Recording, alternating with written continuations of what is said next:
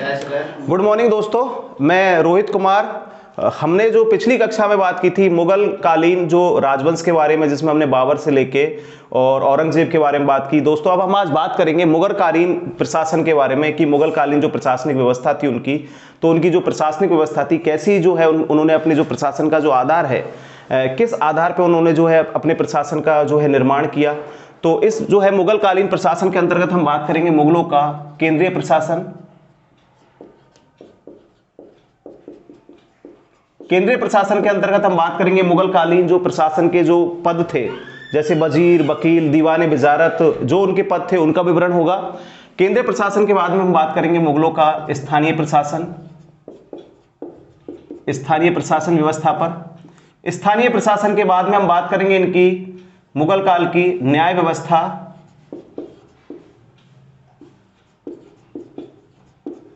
सैनिक प्रशासन,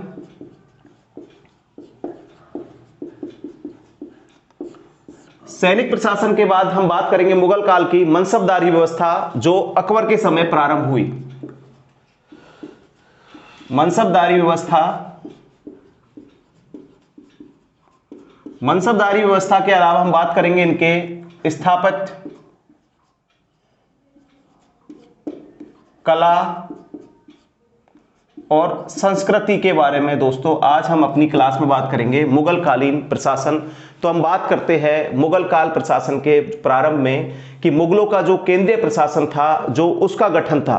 तो मुगलों के जो शासक हुए बाबर, हुमायूं, जहांगीर, अकबर और शाहजहां, औरंगजेब, तो उनके जो साथ में जो उन्होंने अपने अपने जो प्रशासन का जो निर्माण था, उन्होंने किस तरीके से जो है अपने प्रशासन का निर्माण किया। क्योंकि जो बाबर था, तो बाबर ने जब स्टार्ट किया अपना केंद्रीय प्रशासन, तो बाबर ने जो है प्रारंभिक जो सम्राट था बाबर, जिसने जो है बादशाह की उपाधि धारण की, अपने आप को गाजी कहलवाया। उसके बाद में जो है अकबर ने जो प्रशासन में अपने में जो है एक अभूतपूर्व परिवर्तन किया, उसने वजीर और जो है वकील पद जो है नए पदों को जोड़ा। तो अब दोस्तों हम बात करते हैं मुगलों का केंद्रीय प्रशासन। मुगलों का केंद्रीय प्रशासन के बारे में हम बात करते हैं कि मुगल कालीन जो केंद्रीय प्रशासन की जो व्यवस्था थी वो कैसी थी।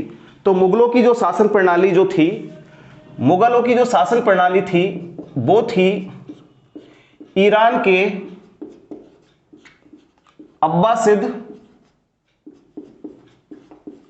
अब्बासिद खलीफा,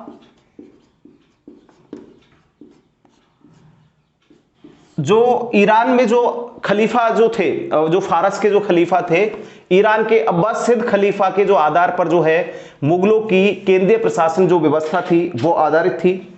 और उसी प्रणाली से, उसी प्रणाली के जो मिश्रण से जो है मुगलों ने अपने जो है केंद्रीय प्रशासन का जो है प्रारूप जो तैयार किया।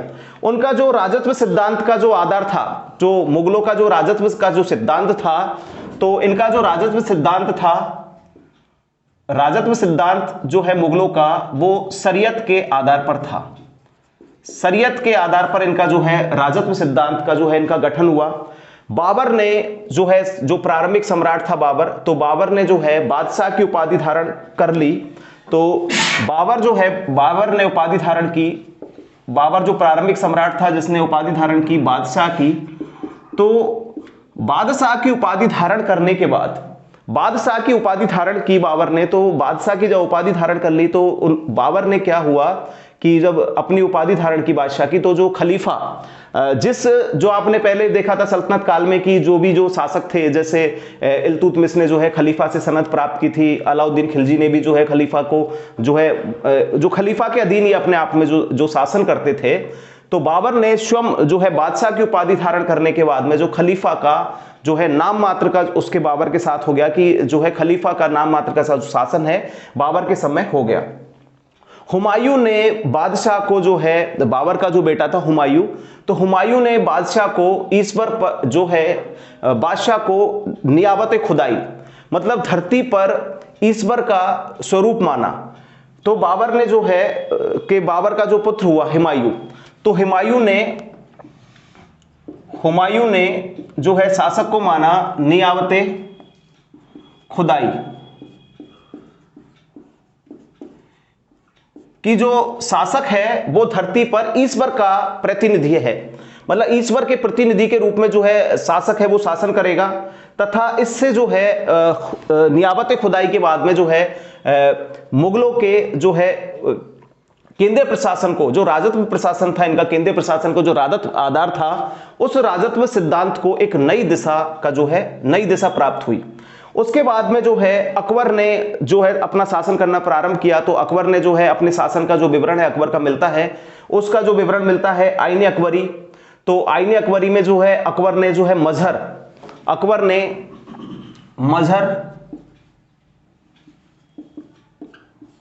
अकबर का जो है अकबर के लिए जो एक पुस्तक लिखी अबुल फजल ने दोस्तों, तो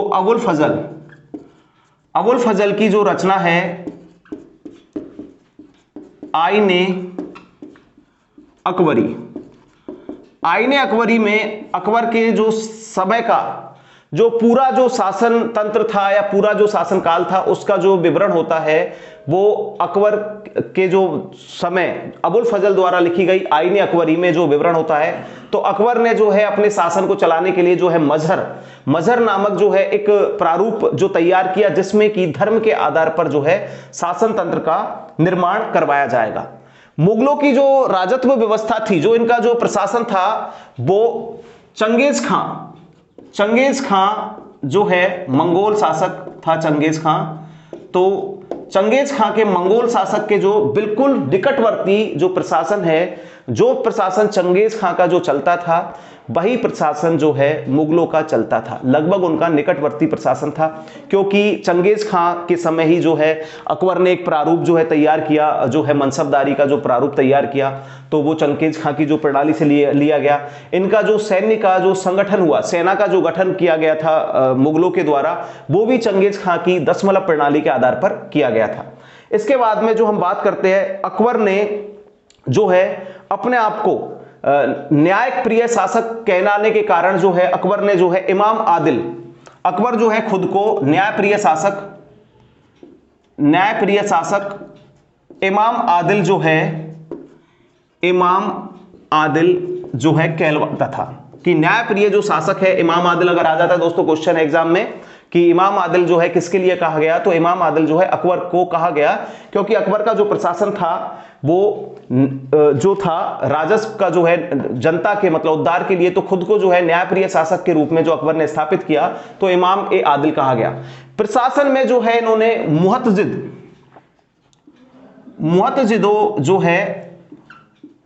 की जो है नियुक्ति की, जो प्रजा के या प्रशासन में घूम कर प्रजा के जो दैनिक जो कार्यकलाप होते थे उन कार्यकलापों पर जो है नियंत्रण करते थे, तथा जो मुअज्जिम जो थे ये इस्लामी कानून की परंपरा के आधार पर जो है जनता के जो समक्ष जाकर उनके जो है आचार व्यवहार और नियमों को देखने का कार्य करते थे। मुगल काल का जो प्रशासन था तो जो है हनफी विचारधारा, इनका जो प्रशासन था वो था हनफी विचारधारा पर आधारित था। इस्लाम की हनफी विचारधारा पर जो है इस्लाम की हनफी विचारधारा पर आधारित था मुगल कालीन प्रशासन।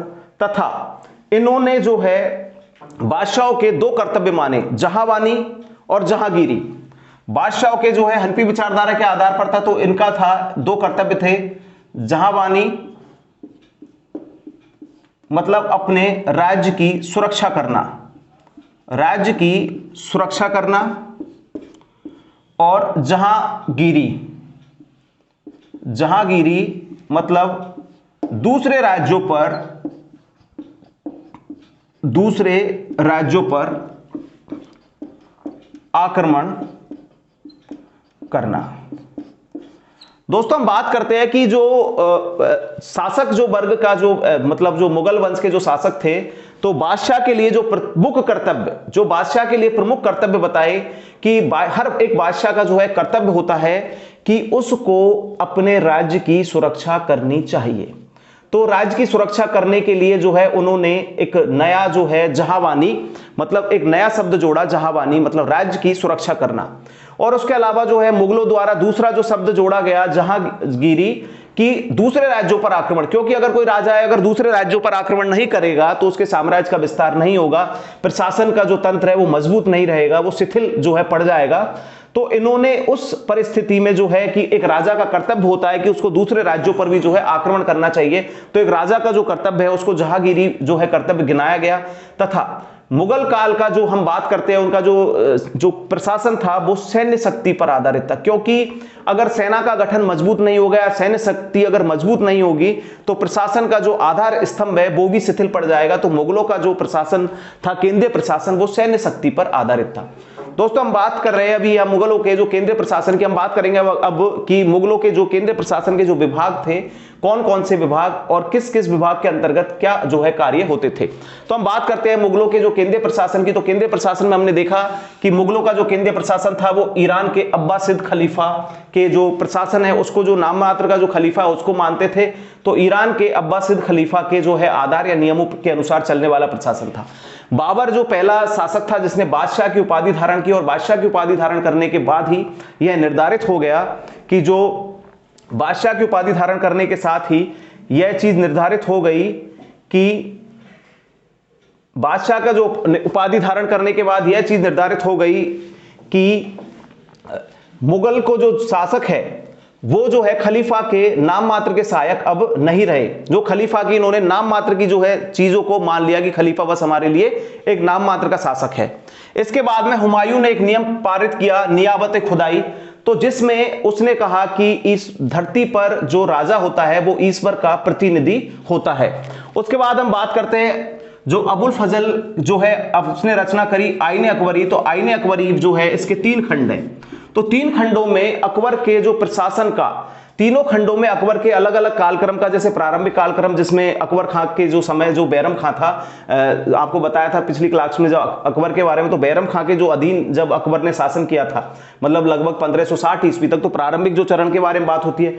दूसरा जो है अकबर के जो नीति निर्माण उनके बारे में, और अकबर के जो है विजय अभियानों का। तो आईने अकबरी के जो 3 खंडों में अकबर के शासन जो प्रबंध है उसके बारे में बात की। फिर हम बात करते हैं कि इन्होंने मुहतजिदों की नियुक्ति की, जो प्रजा के आचार नियम और दैनिक जो व्यवहारों को देखने का कार्य करते थे। मुगल कालीन जो प्रशासन था वो इस्लाम की हनफी विचारधारा पर, इस इंपॉर्टेंट क्वेश्चन है कि इनका जो प्रशासन था वो कैसा था, तो इस्लाम की हनफी विचारधारा पर जो है मुगल कालीन प्रशासन जो है आधारित था। इसके बाद में हम बात करते हैं कि राजा के जो कर्तव्य है, जहांबानी और जहांगीरी जो है 2 कर्तव्य गिनाए गए। तो था जहांगीरी जो है दूसरे राज्यों पर आक्रमण करना। मुगलों का जो प्रशासन था वो चंगेज खां जो थे मंगोल, उनकी जो है प्रणाली पर आधारित था। तथा राजद का जो सिद्धांत था इनका जो है शरीयत पर आधारित था। न्यायप्रिय शासक को जो है इमाम ए आदिल कहा गया। अकबर ने स्वयं को न्यायप्रिय शासक माना। दोस्तों अब इसके बाद में हम बात करते हैं जो है इनके जो पदों का की विभाजन है, वो सल्तनत काल के जो पद है मुगल काल के। तो मुगल काल के जो पदों के बारे में हम बात करते हैं कि इनका पदों का जो है विभाजन कैसे हुआ। तो जो पद थे, तो हम बात करते हैं केंद्रीय प्रशासन के इनके पदों के बारे में। तो देखते हैं हम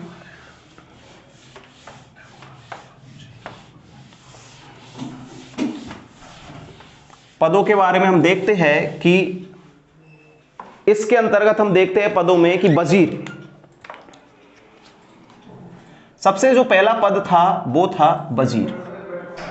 वजीर जो पद था, तो अकबर ने से पूर्व जो है, अकबर जब शासक था उससे पूर्व जो पहले जो थे, मतलब अकबर से पूर्व 2 शासक रह लिए, हुमायूं और बाबर। तो अकबर से पूर्व जो है जो शासक होता था, मतलब जो उनके जो प्रधानमंत्री होते थे, तो प्रधानमंत्री को जो कहा जाता था वजीर, प्रधानमंत्री को वजीर कहा जाता था। तथा अकबर के काल में इस वजीर को अकबर के काल में क्या कहा जाने लगा, वकील। अकबर के काल में जो है वजीर पद हो गया वकील, वकील बन गया अकबर के काल में। तथा इस पद पर जो है अकबर ने इस पद पर अकबर ने नियुक्त किया बैरम खां को। तथा अकबर ने एक नया पद जोड़ा, दीवान बजारत कुल। तथा वकील हो गया, तथा एक नया जो पद जोड़ा, दीवान ए बजारत ए कुल। दीवान ए बजारत ए कुल जो है एक नया पद जोड़ा। तथा इस पद के जो अधीन 4 जो है नए जो है, उन्होंने जो इस पद को समाप्त कर दिया था वजीर को। तो इसके जो अधीन जो पद जोड़े उसने कौन कौन से थे, बख्शी, मीर सुमन, बख्शी, मीर सुमन, बख्शी, मीर सुमन, मीर सद्र और दीवान। दीवान और मीर सद्र जो है इसके अधीन जो है अकबर ने 4 पदों को जो है इसके अधीन जोड़ दिया। मतलब वजीर जो होता था कि वजीर का जो पद होता था वो पहले अकबर से पूर्व जो पद होता था प्रधानमंत्री, तो प्रधानमंत्री पद का जो है अकबर से पहले प्रधानमंत्री था, लेकिन अकबर जब शासक बना तो अकबर ने शासक बनने के साथ ही जो है वजीर पद को समाप्त कर दिया और वजीर पद के बाद में जो इसने वकील पद जोड़ा जिस पर इसका जो है नियुक्त किया बैरम खां को। उसके बाद में इसने जो है इसका एक नया विभाग बनाया, उस विभाग का नाम था दीवान ए वजारत ए कुल, और उस विभाग के अंतर्गत जो है 4 विभाग जिसमें बख्शी, मीर सुमन, दीवान और मीर सद्र। जो बख्शी होता था सेना का काम करने वाला, दीवान जो है राज्य की जो उन व्यवस्थाओं को देखने वाला तथा जो राजस्व व्यवस्थाओं को देखने वाला, मीर सद्र होता था इनके धार्मिक कानूनों का वाला, और मीर सुमन जो होता था जो राज्यों के जो कार्यकलापों को देखने वाला जो है पद नियुक्त हुआ। उसके बाद में जो है इनका वजीर के बाद में जो दूसरा इंपॉर्टेंट पद है वो है दीवान। दूसरा पद जो आता है राज्य के बाद जो वजीर के बाद में जो है केंद्रीय प्रशासन में दूसरा पद आता है वो है दीवान। तो दीवान जो है वित्त मंत्री या शाही खजाने का प्रबंध करता था। दीवान का काम होता था वित्त मंत्री या शाही खजाने का प्रबंध, शाही खजाने का प्रबंध, और जो वित्त मंत्री का जो कार्य करता था वो दीवान करता था। तो जो राजस्व निर्धारण के लिए भी होता था, जैसे टोडरमल जो खत्री को है अकबर ने इस पद पर जो है नियुक्त किया, तथा तो इनके जो है अलग अलग समय में जो है अलग अलग दीवान नियुक्त थे। तो अकबर के समय मुजफ्फर खां जो दीवान थे, तो दीवान है अकबर के समय, अकबर समय जो है था मुजफ्फर खां, बाद में टोडरमल को दीवान बनाया, तथा सादुल्ला खां शाहजहां के समय, सादुल्ला खां दीवान था, तथा औरंगजेब के समय, जहांगीर के समय जो दीवानी का कार्य किया था वो टोडरमल ने किया, या फिर जहांगीर के समय जो है उसके जो नूरजहां के जुनता गुट का प्रभाव था, तो दीवान नामक जो है पद उन्होंने नियुक्त जो है नया जो पद नहीं बनाया था। उसके अलावा जो है तथा असद खां, औरंगजेब के समय जो है असद खां को दीवान बनाया, औरंगजेब के समय जो है असद खां को दीवान बनाया, तथा इसके जो सहायक थे 2 थे, दीवान ए खालसा और दीवान ए मुस्तफी। जो इसके सहायक जो थे वो थे दीवाने, क्योंकि राजस्व का है तो दीवाने खालसा होती थी, राजस्व की जो भूमि होती थी, राज्य की जो अधिकार की भूमि होती थी, तो दीवाने खालसा और दीवान ए मुस्तफी, जो इसके अधीन जो पद थे वो थे दीवाने खालसा और दीवाने मुस्तफी। क्योंकि दोस्तों हम बात करते हैं दीवान का, तो दीवान जो है वित्त मंत्री और जो शाही खजानों का प्रबंध को देखने का कार्य जो है दीवान ही करता था। तो दीवान ही जब इस कार्य को करता था तो दीवान के जो अधीन जो है अलग अलग समय में अलग अलग, अकबर के समय मुजफ्फर खां और टोडरमल जो दीवान थे, शाहजहां के समय जो है सादुल्ला खां था, औरंगजेब के समय असद खां था। तो दीवान के जो अधीन थे 2 विभाग थे, दीवान ए खालसा जिसमें जो है राज्य के जो प्रशासनिक की सीधे नियंत्रण वाली जो भूमि होती थी उसको दीवान ए खालसा, तो उससे जो राजस्व उगाही होती थी तो उसका विवरण होता है, तथा दीवान ए मुस्तफी होता था राज्य के जो आय व्यय और कर और उनकी जो जांच करने वाला जो अधिकारी होता था वो दीवान ए मुस्तफी कहा जाता था। उसके बाद में हम बात करते हैं मीर बख्शी। मीर बख्शी होता था इनका सैन्य विभाग, मीर बख्शी होता था इनका सैन्य विभाग। मीर बख्शी के बाद में जो है जो इसके जो अधीन होते थे मीर बख्शी के अधीन, तो मीर बख्शी जो सैन्य विभाग होता था इस सेना के जो संचालन, देखरेख आदि का कार्य करता था। बाकिया नबीस जो होते थे गुप्तचर, जो बाकिया नबीस जो है सूचना देने वाले, तो बाकिया नबीस जो भी कोई प्रशासन में अस्थिरता फैली है या फिर प्रशासन में कोई भी चीज की जो है प्रॉब्लम आई, तो उन जो प्रॉब्लम्स को मुक्ति करने के लिए जो है बाकिया नबीस जो है मीर बख्शी को सीधे सूचना उपलब्ध करवाता था। सीधा जो है बाकिया नबीस का कांटेक्ट किससे होता था? मीर बख्शी के साथ में। उसके बाद में हम बात करते हैं सद्र ए सुदूर, प्रधान न्यायाधीश। सद्र ए सुदूर ये होता था प्रधान न्यायाधीश। जो प्रधान न्यायाधीश होता था, इसको जो है न्यायाधीश का जो कार्य करता था शेख उल इस्लाम, इसको क्या कहा जाता था? सदर ए सुदूर को शेख उल इस्लाम, मतलब इस्लाम के जो नीति नियम और प्रबंधों को देखने वाला या फिर उनके जो न्याय करने वाला, उसको कहा जाता था शेख उल इस्लाम। तो यह पद था सदर ए सुदूर। तथा इसके बाद में हम बात करते हैं इनका जो है दीवान ए खानसामा। तो दीवान ए खानसामा होता था, दीवान ए खानसामा होता था शाही महल का प्रबंधन करने वाला। दीवान ए खालसा होता था शाही महल का जो प्रबंध करने वाला जो व्यक्ति होता था, उसको दीवान ए खानसामा कहा जाता था। जो महल के नीति निर्धारण या फिर महल में जो भी चीज़ों की व्यवस्था करता था, उसको जो है दीवान ए खानसामा कहा जाता था। दीवान ए खालसा होता था जो है राजकीय भूमि, बताया था कि जो सरकारी राजकीय भूमि थी, सरकारी राजकीय भूमि पर नियंत्रण, सरकारी जो राजकीय भूमि होती थी उस पर नियंत्रण जो करता था कौन? दीवान ए खालसा। तथा दीवान ए जागीर, दीवार ए तन जो होता था जागीर विभाग। दीवान ए तन है जागीर विभाग, दीवान ए तन था इनका जागीर विभाग। तथा दरोगा ए डाक चौकी, वो है डाक अधिकारी। दरोगा ए डाक चौकी होता था, दरोगा ए डाक चौकी होता था डाक अधिकारी होता था दरोगा ए चौकी। तथा इसके बाद में जो है इनका होता था मीर ए अर्ज, अर्जी देने वाला। मीर ए अर्ज,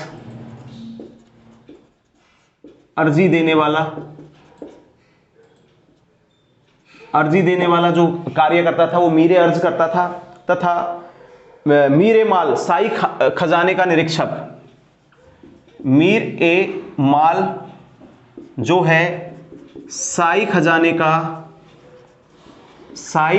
का निरीक्षक, शाही खजाने का जो निरीक्षक करता था वो है मीर ए माल करता था। तथा मीर ए तोजक, उत्सवों का मीर ए तोजक,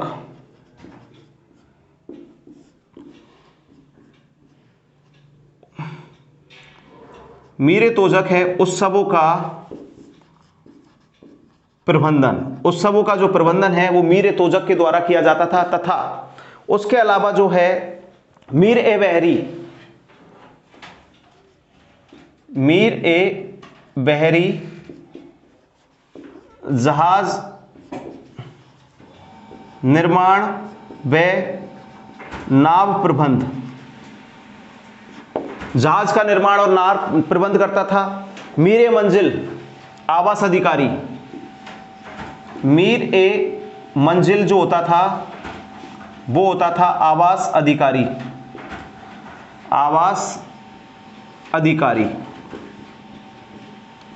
मीर ए मंजिल होता था आवास अधिकारी। तथा मीर ए आतीस, मीर आतीस ये है गोला बारूद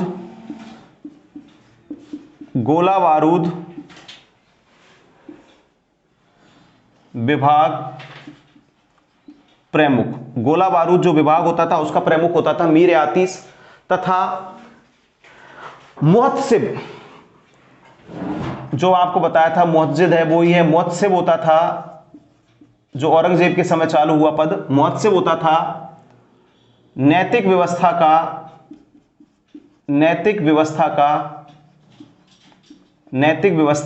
अधिकारी। नैतिक व्यवस्था का जो अधिकारी है वो है मुहत्सिब, वो कहा जाता था। तथा बाकिया नबीस जो होता था संदेश वाहक, आपको बताया था सूचना देने वाला। तथा खुफिया नवीस होता था गुप्तचर। खुफिया नवीस जो होता था वो होता था गुप्तचर। गुप्तचर का जो कार्य करता था वो खुफिया नवीस करता था। तथा हरकरा जासूस। हरकारा जो होते थे, हरकारा जो होते थे जासूस या संदेश वाहक। संदेश वाहक या जासूस जो है उनको हरकारा कहा जाता था।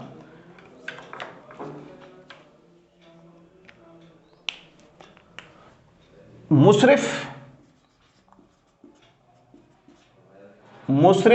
ए मुमालिक जो है वो है प्रधान लेखाकार। प्रधान लेखाकार जो होता था उसको मुशरिफ ए मुमालिक जो है कहा जाता था। तो दोस्तों हम बात करते हैं कि सल्तनत काल जो मुगल काल है, तो मुगल काल के जो प्रशासन के बारे में, जो हमने केंद्रीय प्रशासन की बात की कि केंद्रीय प्रशासन में जब पहले हमने अभी देखा पढ़ा कि बाबर से लेके औरंगजेब तक जो है प्रशासन का जो उन्होंने कैसे जो है प्रारूप या प्रशासन का जो है आधारशिला जो स्तंभ है वो कैसे निर्माण किया। तो अब हम इनकी बात करते हैं इनके पदों के बारे में। तो आपको बताते हैं कि सबसे पहले जो है इनका इंपॉर्टेंट पद था वजीर। अकबर से जो पहले जो प्रधानमंत्री होता था, अकबर से पूर्व मतलब बाबर या कोई भी जो भी अकबर से पूर्व जो सल्तनत काल के भी शासकों ने शासन किया था, तो सल्तनत काल के समय भी या फिर देखे तो हुमायूं शेरशाह सूरी ने शासन किया या फिर बाबर, तो बाबर के समय जो प्रधानमंत्री होता था उसको वजीर कहा जाता था। लेकिन अकबर ने जो है वजीर पद का विभाजन कर दिया और विभाजन करने के बाद में वजीर पद कहा जाने लगा वकील। वकील के पद पर अकबर ने नियुक्त किया अपने जो प्रधान सेनापति बैरम खां को। तो इस वकील के जो पद है इसके लिए किसने एक नया विभाग बनाया, दीवान वजारत ए कुल, और इस विभाग के अंतर्गत इसने मीर बख्शी सैन्य अधिकारी, मीर सुमन जो महलों के देखभाल प्रबंध करता था, दीवान जो राजस्व विभाग का प्रबंध करता था, तथा मीर सद्र जो धार्मिक विभाग। तो इस विभाग के अंदर 4 बड़े बड़े विभागों को जो है अकबर ने शामिल कर दिया। मतलब 4 जो है एक बड़ा जो दीवान वजारत जो है इसका वजीर पद को खत्म करके इसका एक पूरा बना दिया। पूरा वजीर जो है पद एक खाली पद था, तो इस वजीर पद को हटाकर इसका एक पूरा जो है संगठन बना दिया दीवान वजारत। और उस दीवान वजारत में जो है बख्शी सैन्य जो अधिकारी को जोड़ दिया, मीर सुमन को जो महलों के देखने वाला होता था, दीवान जो है राजस्व विभाग को देखने वाला, और धार्मिक। 4 ही पद इंपॉर्टेंट थे, मतलब सैन्य व्यवस्था, इनकी धार्मिक व्यवस्था, इनकी राजस्व व्यवस्था और इनकी प्रबंध जो है उसको देखने वाला। तो 4 जो है इन पदों को इसके दीवान वजारत जो है सबसे बड़ा एक संगठन बना दिया दीवान वजारत। उसके बाद में जो है इसका पद आता है दीवान। तो दीवान जो कहा जाता था वित्त मंत्री या शाही खजानों का प्रबंध करने वाला। इसके अंतर्गत जो 2 थे, दीवान मुस्तौफी जो राजस्व विभाग का जो लेखा वेखा करने वाला, और जो है सरकारी जो राज के भूमि पर नियंत्रण करने वाला होता था दीवान खालसा। मीर बख्शी होता था सैन्य विभाग का जो प्रमुख, जो है इनकी जो सैन्य विभाग था, सैन्य संगठन था, वो मनसबदारी प्रणाली पर आधारित था। तथा बाकिया नबीस जो है मीर बख्शी को सीधे सूचना देते थे। सदर सुदूर होता था प्रधान न्यायाधीश जिसको शेख उल इस्लाम भी कहा जाता था। दीवान खानसामा होता था शाही महल का प्रबंध करने वाला। मीर आतिश होता था गोला बारूद जो विभाग, गोला बारूद जो विभाग है उसका जो देखने वाला, प्रबंध करने वाला जो होता था मीर आतिश होता था। मुअत्सिब होता था जो औरंगजेब के समय पद जोड़ा गया, नैतिक व्यवस्था का अधिकारी को जो है मुअत्सिब कहा जाता था। खुफिया नबीस होते थे गुप्तचर। मुशरिफ जो है हरकारा जो होते थे जासूस और संदेश वाहक, तथा बाकिया नबीस होते थे सूचना देने वाले। तीनों पद एक जैसे हैं। खुफिया नबीस गुप्तचर है, बाकिया नबीस भी सूचना देने का कार्य करते हैं लेकिन वो गुप्तचर नहीं है, सूचना देते खाली। हरकारा जो होते थे जासूस और संदेश वाहक जो एक जगह से दूसरे स्थान पर जो है संदेशों को पहुंचाने का कार्य करते थे। इसके अलावा अकबर के समय जो है, तो इनके समय जो वजीर थे, तो अकबर के समय के जो वित्त मंत्री थे, तो जो शाही खजाने को देखते थे, तो इनके जो थे मुजफ्फर खां और टोडरमल। शाहजहां के समय सादुल्ला खां और असद खां। तथा मीर माल होता था शाही खजाने का, जो शाही जो खजाना होता था उसका निरीक्षक करता था मीर माल। मीर तोजक होता था उत्सव जो मुगल काल में जो उत्सव होते थे उन उत्सवों की व्यवस्था करने वाला जो अधिकारी होता था मीर तोजक कहा जाता था। तथा मीर ए बहरी होता था जहाज और नाव निर्माण का प्रबंध। मीर मंजिल जो होता था आवास व्यवस्था को देखने वाला। मीर अर्ज होता था अर्जी देने वाला, कि जो राजा को अर्जी देने का जो उसको पहुंचाने का कार्य करता था वो मीर अर्ज करता था। दीवान तन होता था जागीर विभाग का प्रमुख। तथा दरोगा डाक चौकी होता था डाक अधिकारी। तथा मुशरिफ मुमालिक होता था प्रधान लेखाकार। तो दोस्तों इसी के साथ जो है मुगल काल का केंद्रीय प्रशासन जो है आपके सामने है कि कौन कौन से पद थे। यही आते एग्जाम में कि इनका जो है एक पद आ जाएगा, उसके सामने मिलान करना आ जाएगा कि इस पद का कार्य क्या है। तो उसके अलावा जो है अब हम बात करते हैं मुगलों के केंद्रीय प्रशासन के बाद में हम बात करते हैं मुगलों का प्रांतीय प्रशासन, कि मुगलों का जो प्रांतीय प्रशासन था वो कैसा था या किस आधार पर जो है इनका जो है प्रांतीय प्रशासन का जो है निर्माण हुआ था। तो मुगलों के केंद्रीय प्रशासन के बाद में हम बात करते हैं मुगलों के प्रांतीय प्रशासन के बारे में।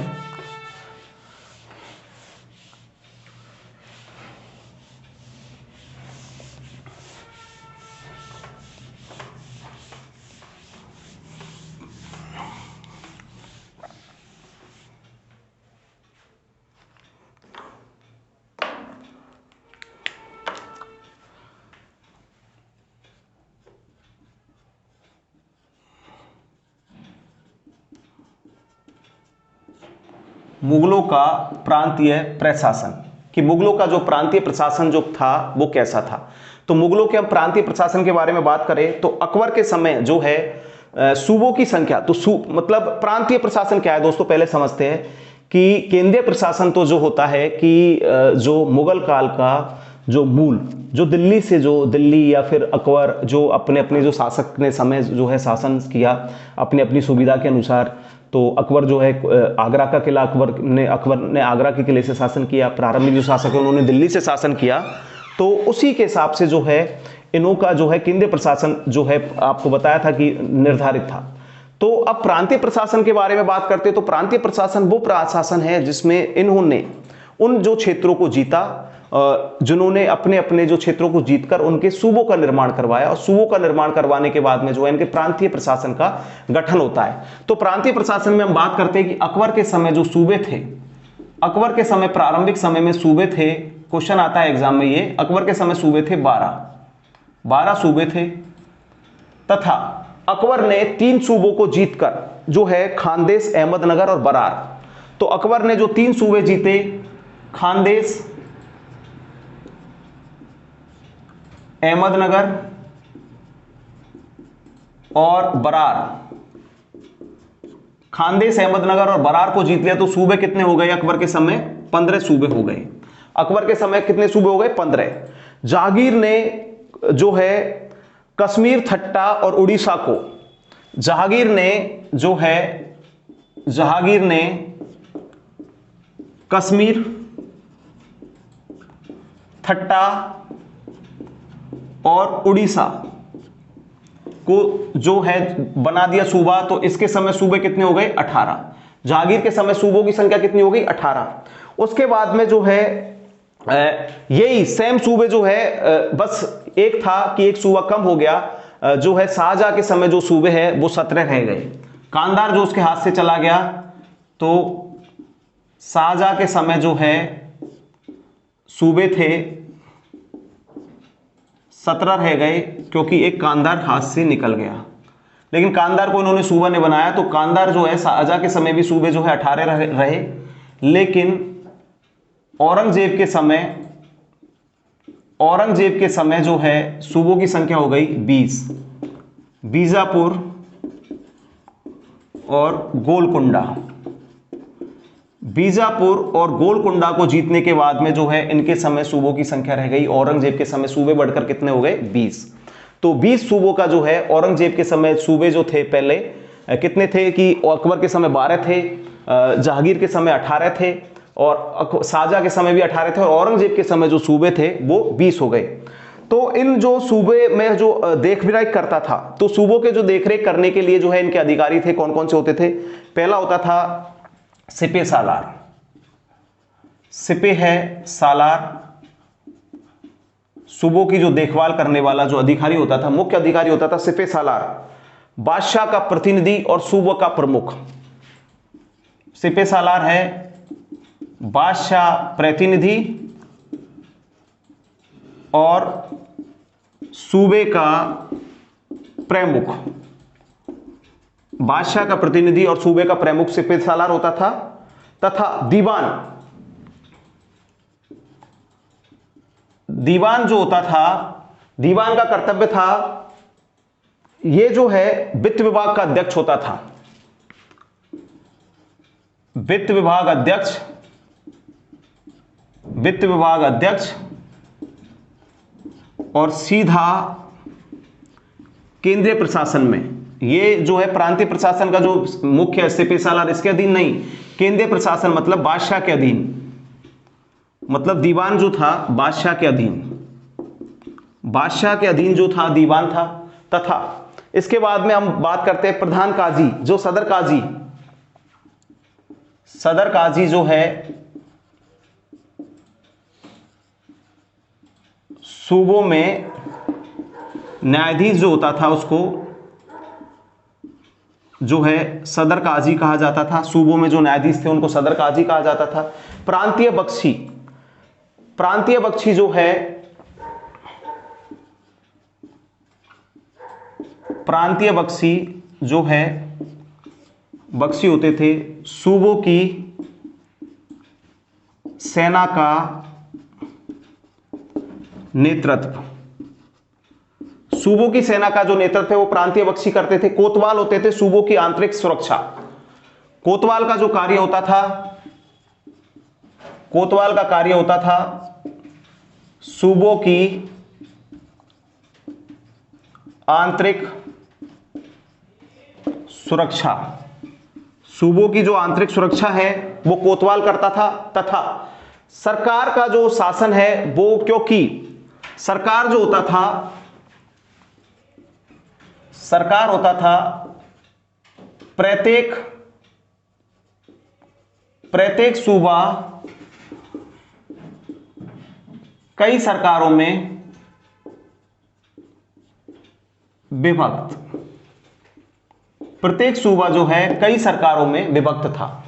तो दोस्तों हम बात करते हैं जो मुगल कालीन जो प्रांतीय प्रशासन था, तो प्रांतीय प्रशासन के बारे में हम बात करते हैं कि मुगल काल का जो प्रांतीय प्रशासन था वो कैसा था।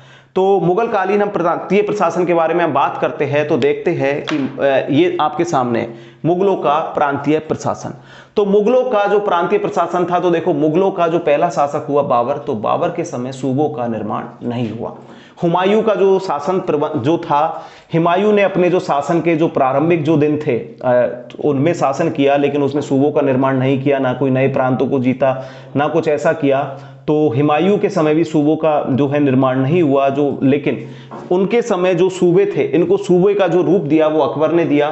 तो बाबर से, क्योंकि हुमायूं का तो जीवन जो है 15 साल निर्वासित जीवन में बीता, फिर वो 23 जुलाई जो 1555 को आया दिल्ली के जो है मुगल शासन को दोबारा जब स्थापित किया, तो स्थापित करने के बाद में जो है हुमायूं ने जो अपने पुत्र को, अकबर को जब शासक बनाया, तो अकबर के समय जो सूबे थे वो थे 12। लेकिन अकबर ने जो है अपने जो अभियान चलाया, तो अपने जो विजय अभियान जो है अकबर ने जो है अपने क्षेत्रों के जो विजय अभियान है सबसे ज्यादा किए गए, तो अकबर ने जो है विजय अभियान चलाए, लेकिन क्षेत्रों को ज्यादा क्षेत्रों को जीता गया। लेकिन इसने जो है नए सूबे बना दिया, खानदेश जो है दक्षिण भारत में, अहमदनगर दक्षिण भारत में और बरार, और सूबों की संख्या हो गई कितनी? 15 जो है इनके सूबे कुल हो गए। इसके बाद में जो है अकबर का जो बेटा हुआ जहांगीर, तो जहांगीर ने जो है कश्मीर, ठट्टा जो पंजाब और उड़ीसा, इन क्षेत्रों को जो जीतकर इसने जो है इनको सूबे का निर्माण दे दिया, और सूबे कितने हो गए? 18। शाहजहां के समय सूबे जो है 18 रहे, लेकिन इसके जो शाहजहां के समय कांधार जो है अंतिम रूप से मुगलों के हाथ से निकल गया, लेकिन वो सूबा नहीं बनाया गया। इसके बाद में जो है औरंगजेब के समय सूबों की संख्या 20 हो गई, जिसने बीजापुर और गोलकोंडा जो है सूबों को जीत लिया, और सूबों की संख्या कितनी हो गई? 20। तो दोस्तों बात होती है कि इनको जो है सूबे अलग है, प्रांतीय प्रशासन तो जो है केंद्र के जो नियंत्रण में है, लेकिन जो सूबे है इन सूबों पर जो प्रशासन का जो करता था वो अधिकारी होता था सिपह सालार। सिपह सालार जो है जो पद ये अकबर के समय जो है बनाया गया सिपह सालार पद। तो सिपह सालार जो होता था बादशाह का प्रतिनिधि होता था, मतलब बादशाह सिपह सालार की नियुक्ति करता था। तो नियुक्ति करेगा तो सीधी बात है कि बादशाह का जो प्रतिनिधि है उसको सिपह सालार कहा जाता था। तथा ये सूबे का प्रमुख अधिकारी होता था। सूबे में कोई भी चीज होगी या किसी भी चीज का निर्णय लिया जाएगा वो सिपह सालार के अधीन निर्णय लिया जाता था। उसके बाद में हम बात करते हैं दीवान जो होता था, आपने जो है केंद्रीय प्रशासन के पदों में भी पढ़ा दीवान, ये भी वित्त विभाग का अध्यक्ष है, वो भी वित्त विभाग का अध्यक्ष था। लेकिन जो सूबों के जो दीवान होते थे वो सिपह सालार के अधीन नहीं होकर सीधे जो है केंद्रीय प्रशासन मतलब जो है बादशाह के अधीन जो है बादशाह के जो मातहत के जो है दीवान कार्य करते थे, तथा प्रांतों में इस पद का सृजन भी जो है अकबर के द्वारा दीवान पद का सृजन किया गया। इसके बाद में जो है सदर काजी जो होता था, इसकी नियुक्ति जो है सूबों में जो है न्यायाधीश या न्याय व्यवस्था को देखने वाला, इसकी नियुक्ति जो करता था वो करता था प्रधान काजी, जो बैठता था केंद्र में। राजा या दीवान या कोई नियुक्ति नहीं करता था। प्रांतीय जो बख्शी होते थे, जो सिपह सालार के जो अंतर्गत, सिपह सालार के अंतर्गत जो सेना का जो संगठन किया जाता था वो प्रांतीय बख्शी, तो ये थे सूबों की सेना का नेतृत्व करते थे, वो करते थे प्रांतीय बख्शी। कोतवाल जो होते थे सूबों की आंतरिक व्यवस्था जो है उस आंतरिक व्यवस्था की देखरेख करना। सूबों के जो सभी थाने होते थे, जो सूबों के थाने होते थे उनका जो है सूबे के जो थाने हैं, सूबे के जो थाने हैं का प्रबंधक, सूबे में जो भी थाने होते थे उन थानों का जो प्रबंधन करता था वो करता था कोतवाल। तथा जो मुगल काल में ये सूबे थे ये भी कई जो है सरकारों में विभक्त थे, तो इन सूबों को जो है सरकार कहा जाता था। तो जो सूबे हैं इनको सरकार भी कहा जाता था। तो दोस्तों हमने बात की कि मुगलों के जो है प्रशासन के बारे में आज हमने बात की। अभी यहाँ पर हमारी जो क्लास है तो उसमें बात की हमने मुगलों के जो है केंद्रीय प्रशासन। तो केंद्रीय प्रशासन जो है इनका ईरान के अब्बासिद खलीफा के जो अनुसार चलता था, लेकिन बादशाह ने जब बाबर ने जो है बादशाह की उपाधि धारण करने के बाद में जो बादशाह की जो उपाधि धारण की बाबर ने, तो उसके बाद में जो है खलीफाओं की नाम मात्र की जो है स्वीकृति हो गई। अकबर ने जो है अपने प्रशासन में जो है नियंत्रण किया, तथा उसने जो है मजहर की घोषणा की। औरंगजेब ने जो है मुहज्जिब से वो की नियुक्ति की, तथा हुमायूं ने जो है नियाबत खुदाई मतलब धरती पर जो ईश्वर है वो खुदा का प्रतिनिधि है कहा। तथा इनके हमने जो है केंद्रीय प्रशासन के पदों के बारे में बात की, और केंद्रीय प्रशासन के जो है इन्होंने जीते गए जो क्षेत्र वो है क्षेत्र उनको प्रांतीय प्रशासन कहा गया। उन प्रांतीय प्रशासन के अंतर्गत बात की गई जो सूबों में विभक्त थे। तो दोस्तों अब हम अगली कक्षा में बात करेंगे सल्तनत कालीन जो मुगल कालीन और जो अन्य प्रशासनिक व्यवस्था या इनके जो प्रशासन की जो और है, अभी तो प्रारंभ हुआ है कि और जो प्रशासन है और कौन कौन से अधिकारी जो है मुगलों के अधीन जो है प्रशासनिक व्यवस्था का जो है नेतृत्व करते थे। तो आज की कक्षा हमारी यहीं समाप्त हुई। तो हम अगली कक्षा में मिलते हैं आपसे। तो अगली कक्षा में हम बात करेंगे मुगलकालीन जो प्रशासन को ही हम आगे बढ़ाते हुए हम बात करेंगे हमारी अगली कक्षा में।